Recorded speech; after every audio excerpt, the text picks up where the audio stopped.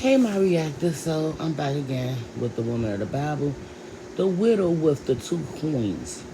Her character, though extremely poor, she is one of the most great-hearted people in the Bible. Just after warning his disciples to watch out for the teacher of the law, who devoured windows' houses, Jesus caught sight of her in the temple. He may have called attention to her as a case in point. Her sorrow to be alone without a husband to provide for her, her joy to surrender herself to God completely, trusting Him to act on her behalf. Her story. With Passover approaching, the temple was packed with worshipers from all over Israel. The previous Sunday, Jesus had created a sensation as he rode down the Mount of Olives and into Jerusalem mounted on a donkey. A large crowd had gathered, carpeting the road with palm branches and shouting, Hosanna to the Son of David. Blessed is he who comes in the name of the Lord. Hosanna in the highest. Some of the Pharisees, scandalized that Jesus was being hailed as Messiah, demanded, Teacher, rebuke your disciples. I tell you, he replied, if they keep quiet, the stones will cry out. Stunned by his words, the teachers of the law began to plot how they could break the law by murdering him at their opportunity. Days later, Jesus sat opposite the temple treasury in the court of the women. The place was crowded with people dropping their offerings in one of the 13 trumpet-shaded receptacles that hung on the wall. But Jesus had eyes for only one of them.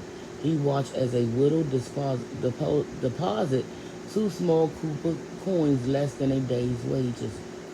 Quickly, he called to his disciples, I tell you the truth, this poor widow has put more into the treasury than all the others. They all gave out their wealth, but she, out of her poverty, put in everything, all she had to live on. No one else would have noticed the woman, but Jesus, with his eyes that penetrate both her circumstances and her heart, recognized the astonishment nature of her gift. Her gesture was a sign of complete abandonment to God. We know nothing of the widow except her poverty and faith. Without faith, she wouldn't have offered her last penny, believing God would care for her better than she could care for herself. But there is yet another more subtle aspect to her story. How easy it would have been for her to conclude that her gift was simply too meager to offer. We need had what need had God for two copper coins anyway? Surely they meant more to her than they would to him. Somehow she must have had the grace to believe in the value of her small offering. Maybe God, in a matter of speaking, did need what she had to offer. Perhaps her gesture consoled Jesus a short time before his passion and death. She had given everything she had to live on. Soon he would give his very life. The story of the widow and her two copper coins remind us that God's kingdom works on entirely different principles than the kingdom of the world.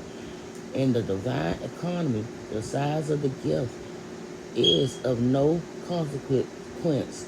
What matters is the size of the giver's heart. And I will be back with the next chapter of Women of the Bible.